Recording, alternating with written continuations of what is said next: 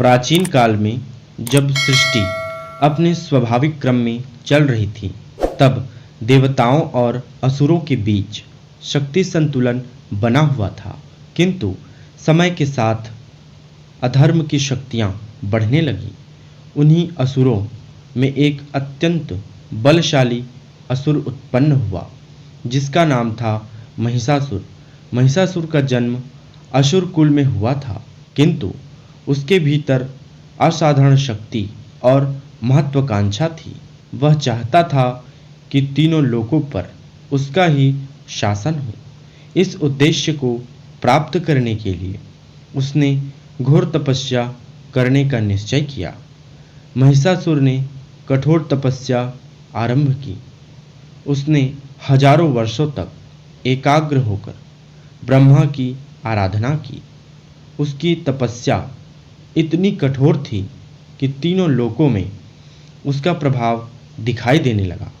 अंततः ब्रह्मा जी उसकी तपस्या से प्रसन्न हुए और उसके सामने प्रकट हुए।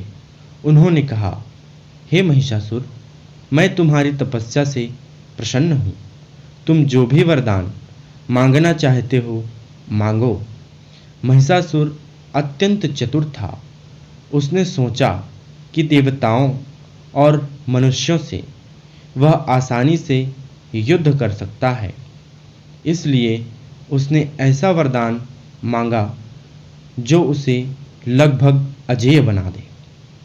उसने कहा, प्रभु, मुझे ऐसा वरदान दीजिए कि कोई भी देवता या पुरुष मेरा वध ना कर सके। ब्रह्मा जी ने कहा, तथास्तु।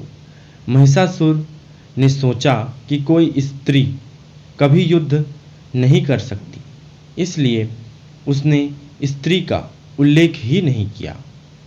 वरदान प्राप्त करते ही महिषासुर का अहंकार बढ़ गया।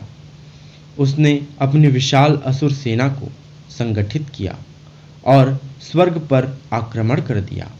स्वर्ग के राजा इंद्र ने उसका सामना करने की कोशिश की, किंतु महिषासुर अत्यंत बलशाली था। भीषण युद्ध हुआ।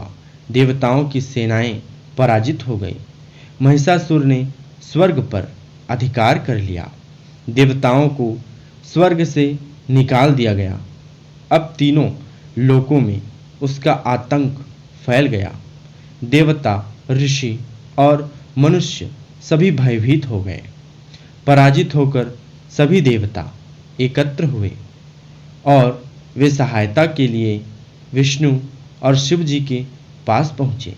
देवताओं ने कहा, महिषासुर के अत्याचारों से तीनों लोक पीड़ित हैं। ब्रह्मा के वरदान के कारण कोई देवता उसका वध नहीं कर सकता। देवताओं की पीड़ा सुनकर विष्णु और शिव जी क्रोधित हो उठे। उनके क्रोध से एक अद्भुत दिव्य ऊर्जा उत्पन्न हुई। उस समय सभी देवताओं के शरीर से दिव्य प्रकाश निकलने लगा। शिव से तेज निकला, विष्णु से तेज निकला, ब्रह्मा, इंद्र, अग्नि, वरुण और अन्य सभी देवताओं से तेज निकलने लगा। इन सभी तेजों का संगम हुआ और उससे एक अद्भुत दिव्य स्त्री शक्ति प्रकट हुई। वही थी माँ दुर्गा। उनका स्वरूप अत्यंत तेजस्वी और दिव्य था। उनके 10 हाथ थे और प्रत्येक हाथों में एक एक दिव्य अस्त्र था। देवी को मिले दिव्य अस्त्र सभी देवताओं ने देवी को अपने अपने दिव्य अस्त्र प्रदान किए। शिव जी ने अपना त्रिशूल दिया, विष्णु ने सुदर्शन चक्र, इंद्र ने वज्र, वरुण ने शंख दिया, अग्नि ने शक्ति दी, वायु ने धनुष बाण दिए, हिमालय ने देवी को सिंह प्रदान किया जो उनका वाहन बना। इस प्रकार देवी दुर्गा पूर्ण रूप से सुसज्जित होकर युद्ध के लिए तैयार हो गई। जब देवी दुर्गा ने सिंह पर आरूढ़ होकर सिंहनाद किया, तब पृथ्वी, आकाश और पाताल तीनों लोग कांप उठे। देवताओं को आशा की किरण दिखाई दी। महिषासुर ने जब देवी को देखा तो वह पहले हंसा। उसने सोचा कि एक स्त्री उससे युद्ध नहीं कर सकती, लेकिन जब देवी ने उसकी सेना को नष्ट करना शुरू किया तब वह क्रोधित हो गया। भीषण युद्ध प्रारंभ हुआ। देवी के सिंहों ने असुरों को चीर फाड़ दिया। देवी के अस्त्रों से असुर सेना नष्ट होने लगी। महिषासुर मायावी था। वह बार बार अपना रूप बदलता था।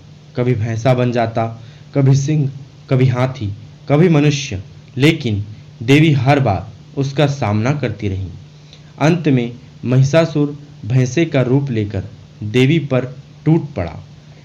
देवी दुर्गा ने उसे अपने पैरों से दबा दिया और त्रिशूल से उस पर प्रहार किया। जैसे ही महिषासुर अपने असली रूप में आया, देवी ने उसका सिर काट दिया। इस प्रकार महिषासुर का अंत हुआ।